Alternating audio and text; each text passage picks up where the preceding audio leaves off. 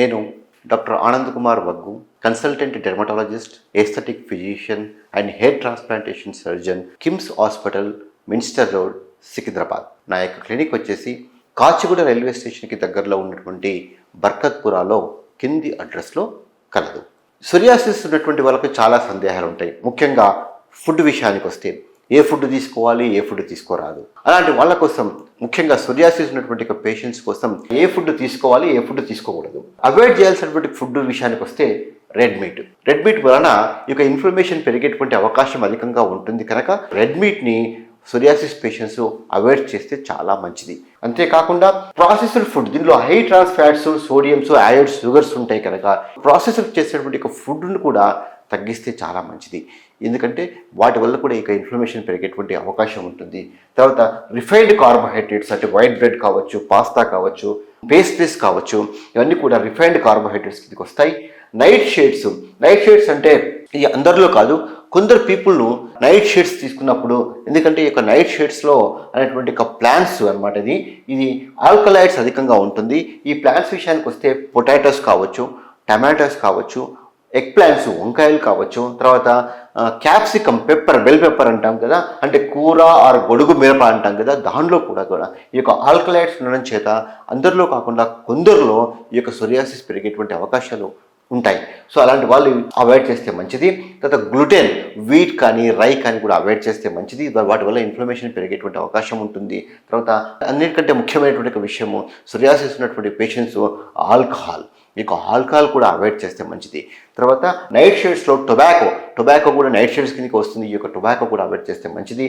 Alcohol, tobacco అనేటువంటి రెండు కూడా సోరియాసిస్ పేషెంట్లో తప్పకుండా అవాయిడ్ చేయాల్సినటువంటి అవసరం ఉంటుంది. అవాయిడ్ చేయడమే కాకుండా తీసుకోవాల్సినటువంటి ఫుడ్ విషయానికి వస్తే అయితే యాంటీ ఇన్ఫ్లమేటరీ కలిగేటువంటి ఫ్రూట్స్, వెజిటబుల్స్, ముఖ్యంగా leafy green vegetables, berries, sweet పొటాటోస్లో కూడా యాంటీ ఇన్ఫ్లమేటరీ నేచర్స్ ఉంటాయి కనుక ఎక్కువగా తీసుకుంటే మంచిది. Omega 3 fatty acids, fish.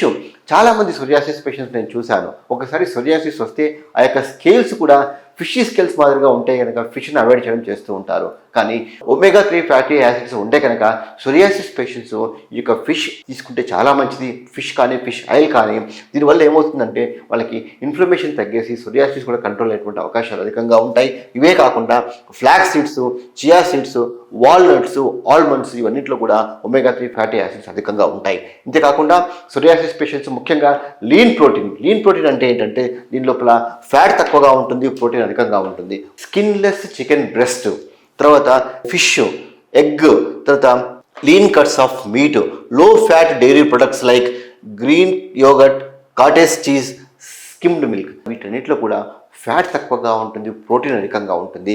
అలాంటి యొక్క లీన్ ప్రోటీన్ తీసుకోవాలి. అంతేకాకుండా ఈ లీన్ ప్రోటీన్స్లో వస్తే ఎనిమల్తో వచ్చేటువంటి ప్రోటీన్లో tofu, beans, lentils, chickpeas, ఇవన్నీ కూడా ఎనిమల్ సోర్స్ ఆఫ్ ప్రోటీన్. ముఖ్యంగా వెజిటేరియన్స్ అయితే ప్రోటీన్ అధికంగా తీసుకుంటే మంచిది.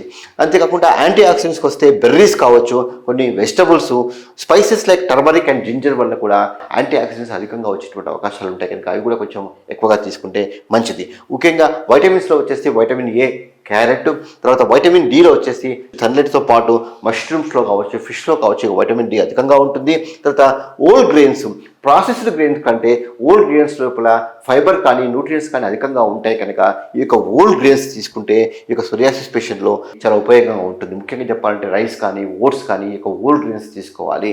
అందుకే psoriasis patients balance diet maintain చేస్తే, అవాయిడ్ చేయాల్సినటువంటి ఫుడ్ని అవాయిడ్ చేస్తూ, ఎట్ ద సేమ్ టైం తీసుకోవాల్సినటువంటి ఫుడ్ తీసుకుంటూ, డైట్ను బ్యాలెన్స్గా చేసుకుంటే, ఒక ప్రాపర్ సలహాతో పాటిస్తే మంచి ఫలితాలు, సోరియాసిస్ పెరగకుండా మంచి కంట్రోల్లో ఉంచుకునే అవకాశాలు అధికంగా ఉంటాయి.